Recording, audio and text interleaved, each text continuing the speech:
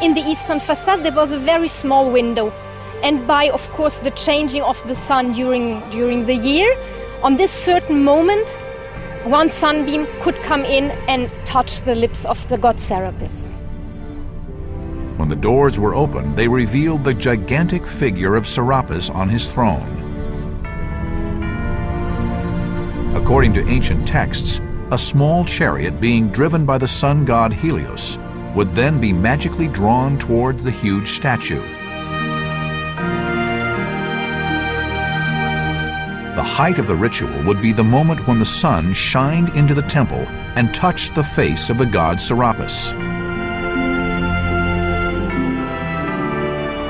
At this moment, the chariot would lift off the floor and levitate in front of the statue. In the ceiling of the temple, it is thought that a huge piece of lodestone was set, which magnetically attracted the small metal chariot. The ancient texts indicate that magnetism was used in the temple of Serapis, but could it really have worked? 2,000 years later, modern toys illustrate the same principle using electromagnetic fields. As you can see, there is no visible means of suspension whatsoever. You can actually pass your hand between the globe. This little globe works according to the same principles as allegedly lifted the chariot of the sun god in the Serapeum. Inside this toy there'll be a microprocessor and an array of what are called Hall effect sensors, which are sensing the magnetic field, and the microprocessor will be balancing that magnetic field several thousand, if not tens or hundreds of thousands of times a second. What makes the story of the Serapeum chariot harder to dismiss is the fact that it is not alone. There are other stories of the use of magnetism to create miraculous temple machines.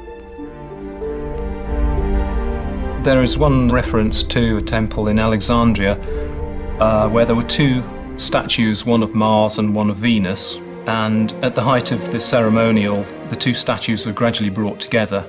And of course, once they became within their magnetic field, they were suddenly mutually attracted to one another and jumped to form a kind of embrace.